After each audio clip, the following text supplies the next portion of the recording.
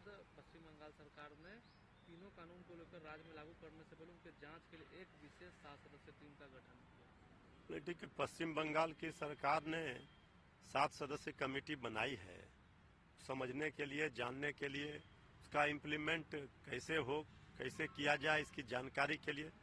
तो वो सारी चीज़ों को देखेगी। ये कमेटी बनाई है पश्चिम बंगाल सरकार ने, जो नए कानून बने हैं उसका इम्प्लीमेंट कैसे किया जाए। तो ठीक है, विशेषज्ञों की राय लेनी चाहिए, जाननी चाहिए क्या है कानून में, क्या अच्छाई है, किसका क्या बुराई है, इसमें क्या हर्ज है।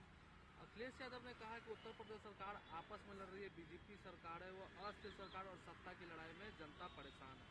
नहीं, ये तो अखिलेश यादव जी जो देख रहे हैं वही सवाल खड़े कर रहे हैं। लगातार कुछ दिनों से देखा जा रहा है, जब से बीजेपी की उत्तर प्रदेश में लोकसभा चुनाव में अयोध्या जैसे सीटों पर हार गई, आदरणीय प्रधानमंत्री जी का मार्जिन कम हो गया और वहां Samajwadi party, Congress party, India गठबंधन को महासफलता मिला उत्तर प्रदेश में।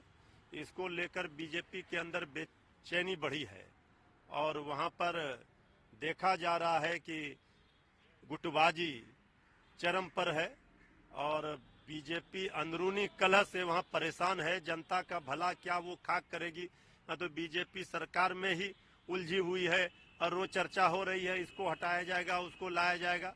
अब इससे सरकार, ऐसे सरकार से जनता का भला नहीं हो सकता। यही बात अखिलेश यादव जी ने कहा है।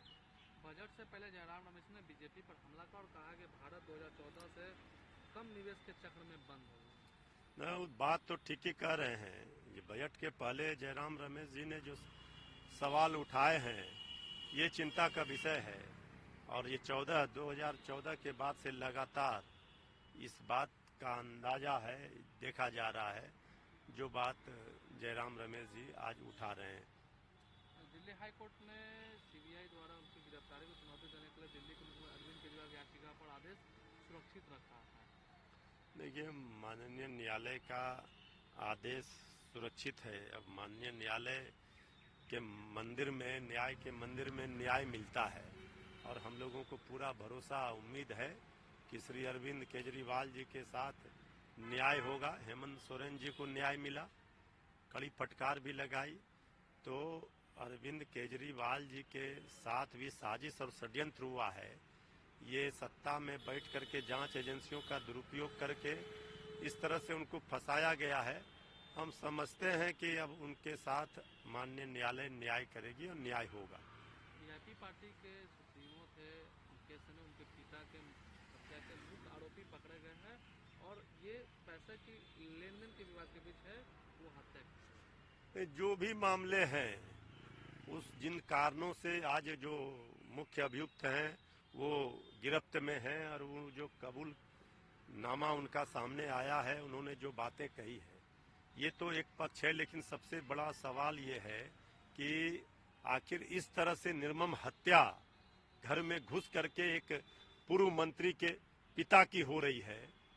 इसके बाद, घटना के 2 दिनों के बाद पुलिस अभियुक्त को गिरफ्तार कर रही है। तो छपरा में भी कल घटना के हत्या का दौर लगातार जारी है।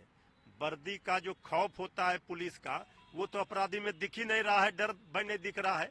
तो अब जो भी खुलासा हो, लेकिन जान तो चली गई मुकेश सहनी जी के पिता की। अब वो पुलिस पकड़कर मुजरिम से चाहे जो कबूलनामा कराए, जो कारण रहे हो, लेकिन बिहार में लगातार एक तरह से क्राइम बुलेटिन तेजस्वी यादव जी जो जारी कर रहे हैं, लगातार क्राइम हो रहे हैं। क्राइम कंट्रोल कब होंगे, इसके लिए पुलिस को तत्परता दिखानी चाहिए कि अपराधी किसी की जान न ले। जान लेने के बाद, गोली मारने के बाद पुलिस कार्रवाई करती है, पकड़ती है। तो पहले अपराधी कैसे नजर नहीं आए, अपराधी लोगों की जान न ले, इसकी व्यवस्था करनी चाहिए।